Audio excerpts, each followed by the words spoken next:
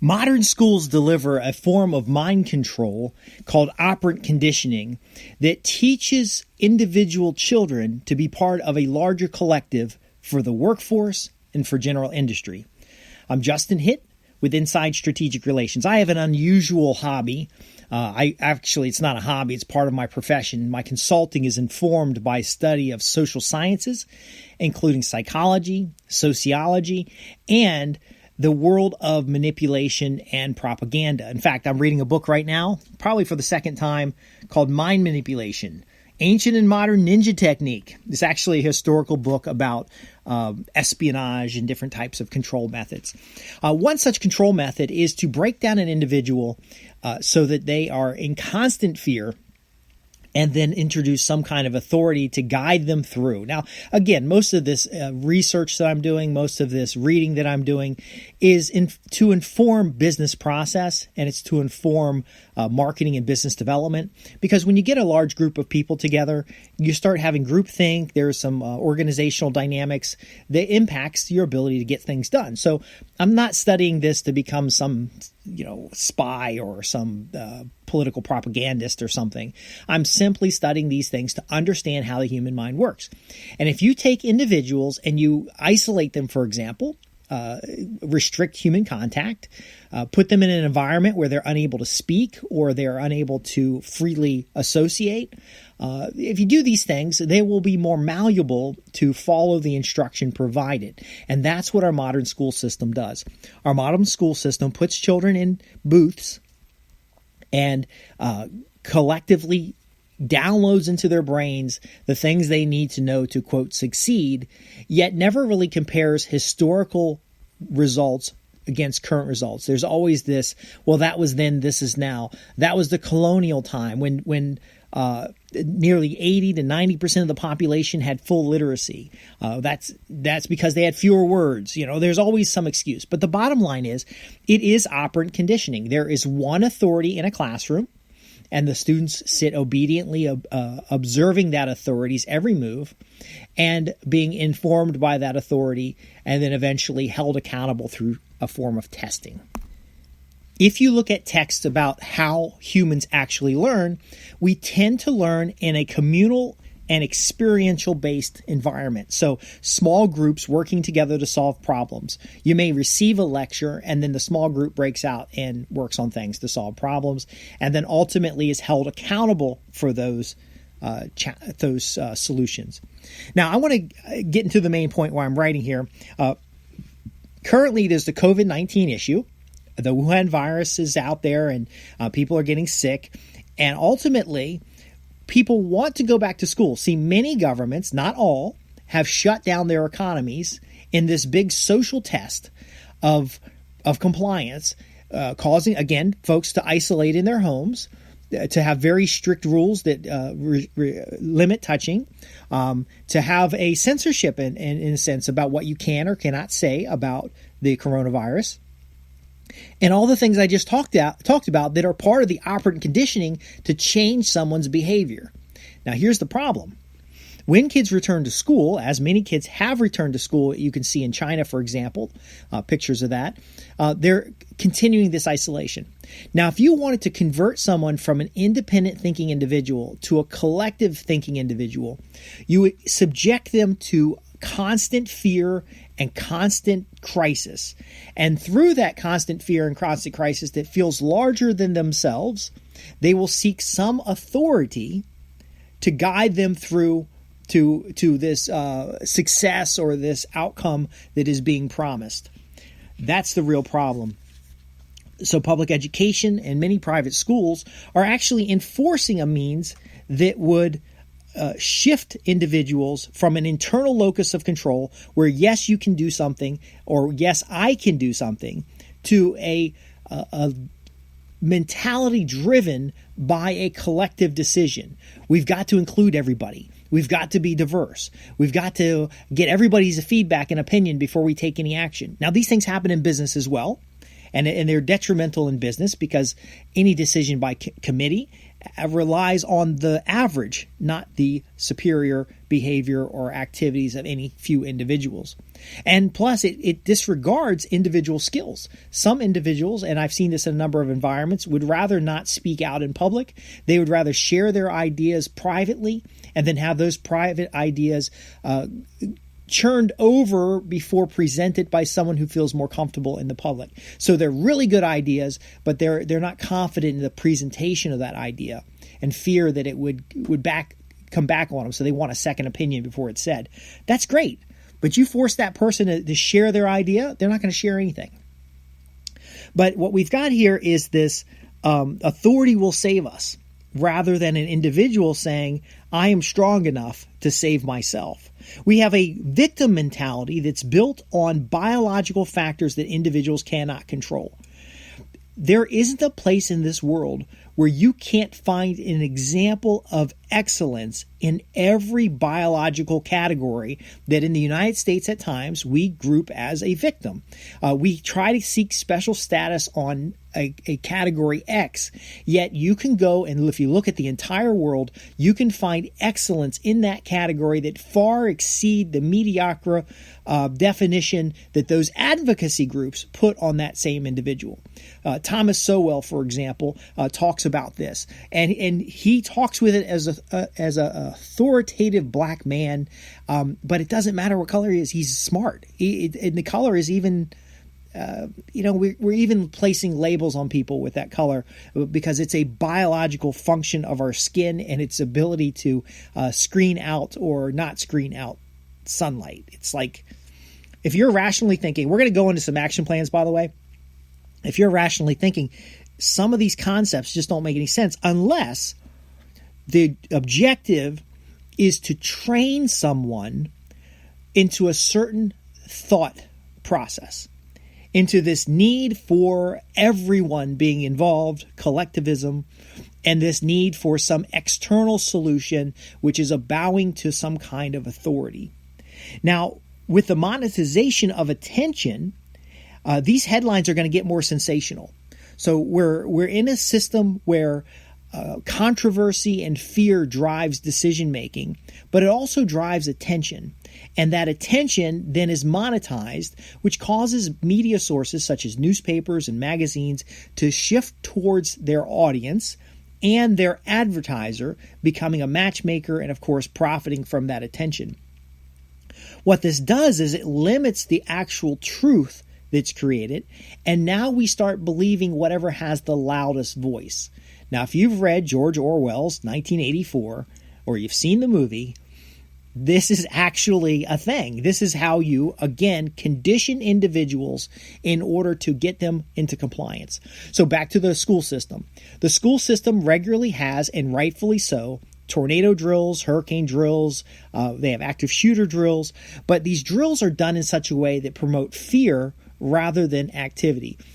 You probably will not see a Red Dawn moment when helicopters come over and paratroopers come down, where the high school students get together and go get guns and defend themselves. What you'll see instead is the kids gawking out the window and being shot down because eventually you get into a situation where you're waiting for instruction. When a fire drill happens, the fire alarm goes off, many students wait for instruction rather than take immediate action. And you'd think that the drills would train them that here's what we do. If there's a fire, we check the exits, then we exit the building based on the plan. And you do that routine to build up the confidence and build up the understanding, so it's not a fear-based response. Yet, this is also how you can condition by over-testing, by over-performing. And that fear builds paranoia.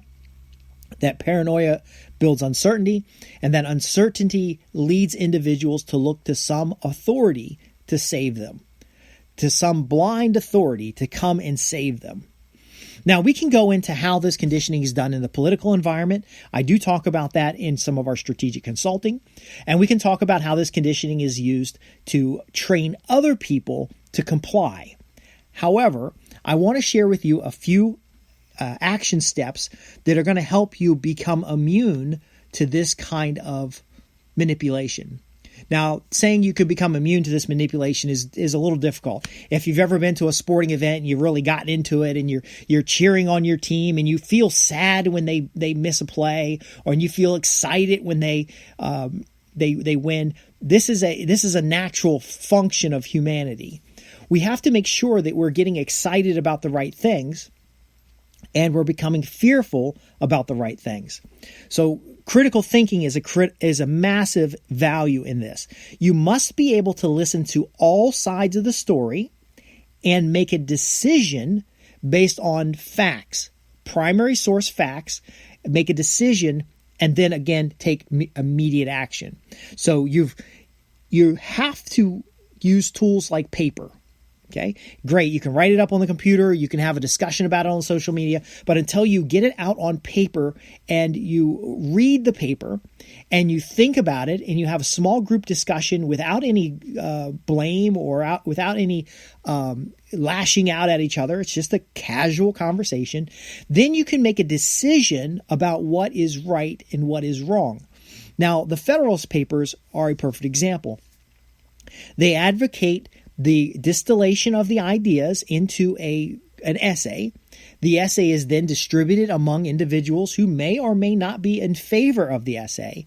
And then there is some kind of debate on a regular schedule discussing the particular topics.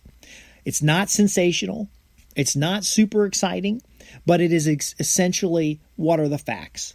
What are the facts so that I can make a decision that's in the best interest of, and here's the next point, your independence and liberty. You must be sure that what you're doing preserves your independence, your ability to make decisions, doesn't bind you in an awkward situation where you have to comply.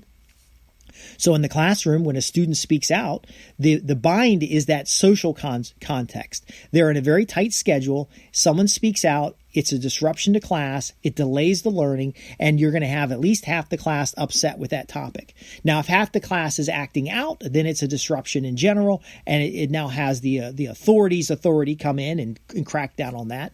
But ultimately, you've got to remain independent. So if speaking about a topic puts your job at risk, or speaking about a topic puts you at considerable retribution in society, because you see a lot of victim blaming, and a lot of people, the victim groups will come out and they'll just slam somebody. They'll demand for them to be fired. Well, then you can use a persona or a alias, or you can use some kind of pen name. But ultimately, by producing that essay, you're now able to solidify your ideas. You also want to read many sources. I have books about by people who advocate things that I do not believe in.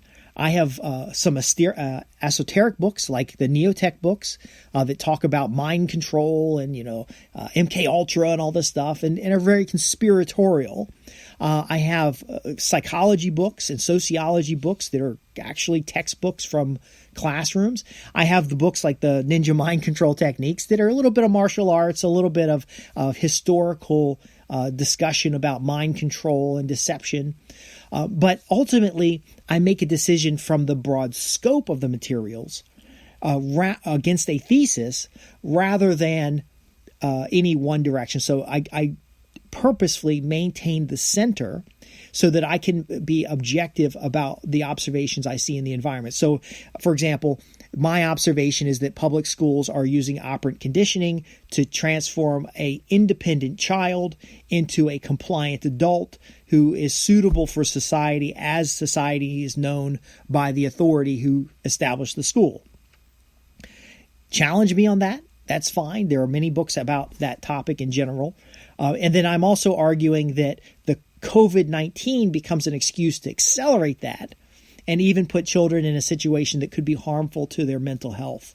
And not only harmful to their mental health, but could restrict their ability to gain the immunities that are necessary for a child to gain before they become a healthy adult. Now, even if there isn't a grand conspiracy to transform independent Americans into communists or something like that, there is the very real risk that self-isolation and removal from society those germs that build our immune system. So the mass sterilization of schools, the mass sterilization of public places can actually make things worse. We do know that SARS is the result of commercial chicken coops being completely sterilized. So what was happening is the chicken coops were being sterilized between batches of chickens, and this would help certain viruses would die. All viruses would die, would remove competition and help other viruses that managed to stay become more powerful and be more resistant because they didn't have that conflict in their environment. These are all very real things that I can help you with, I can source for you, but the key thing to understand first is your critical thinking. You must be able to observe and to consider all angles of a presentation. You will not cut off other people when they have an opposing view. You will listen and take turn to have a conversation, a dialogue about the topic. And then based on that, you will use a written form. You maybe type something up and print it out and read it. That removes you from the environment. You're not going to go jump on social media and just try to get in the fray, because the fray, again, is being monetized. They're monetizing your attention. So they want you to get in there and have an argument.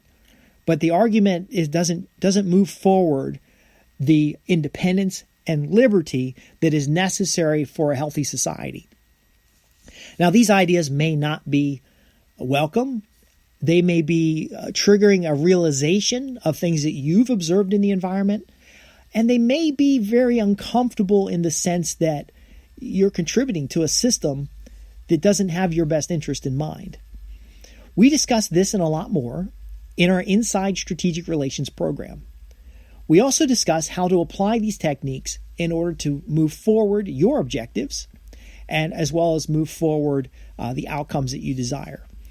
These studies are weird and strange and unusual to individuals, but I am open to answer any of the questions that you have. I'm Justin Hitt with Inside Strategic Relations. If you have any questions about this or any other program, you can visit us at www.insidestrategicrelations.com. We can go into the details about how public schools may not be the best interest of the student and how school choice may provide better outcomes, but definitely parental engagement is necessary for your child to have the best education possible. We can talk about how in business, very much this groupthink can destroy your ability to innovate or your ability to grow, even though that's the number one conversation. We must work better. We must innovate. And we also can talk about how the diversity and inclusion, which is in practice not accomplishing what is intended, and very often causes challenges, and in fact, in its implementation is quite racist. In fact, when you put everybody together and you make everybody victims, and you require that everybody be the same, it's really ignoring the individual skill, the individual talents, and the individual character that contributes to a country like the United States and many countries around the world. And if you're missing these things in our media and regular conversations around you, and you're looking for a rational place where you can go and have dialogue and interact with these concepts, then visit us at www.insidestrategicrelations and at least get involved in the free newsletter or ask your questions. Thanks for listening. I'm here to help you create and keep profitable customers and transform business relationships into profits guaranteed.